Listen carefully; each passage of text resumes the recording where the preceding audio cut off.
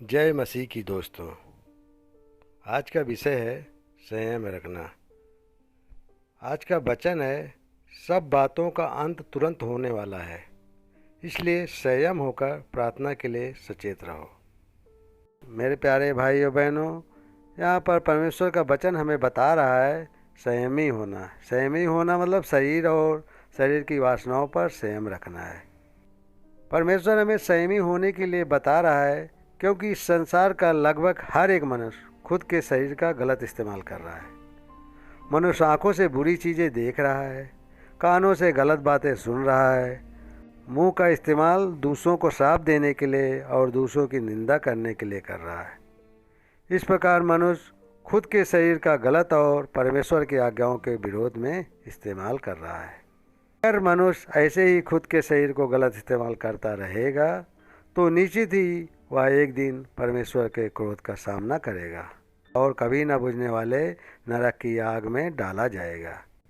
लेकिन इस प्रकार किसी भी मनुष्य का विनाश हो, ऐसी परमेश्वर की कोई इच्छा नहीं है। इसलिए वह हमें संयमी होने के लिए यानी अपने शरीर और शरीर की वासनाओं पर नियंत्रण रखने के लिए बता रहा है।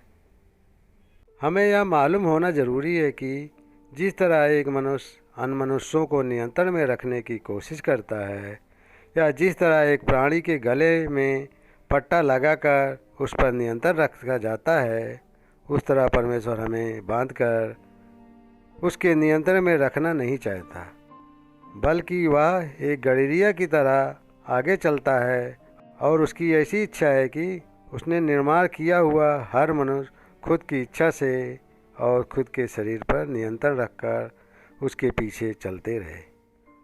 परमेश्वर की इस इच्छा को ठीक से समझकर हम जितना जल्दी खुद पर नियंत्रण रखना सीख जाएंगे उतना ही हमारे लिए अच्छा है, क्योंकि जो मनुष्य खुद पर काबू नहीं रख पाता वह एक जानवर की तरह जीवन बिता रहा है।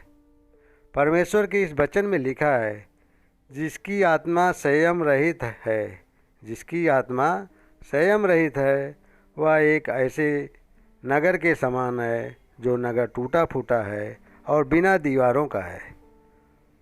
मतलब ऐसा मनुष्य हर प्रकार के हमले के लिए और विनाश के लिए ही लायक है।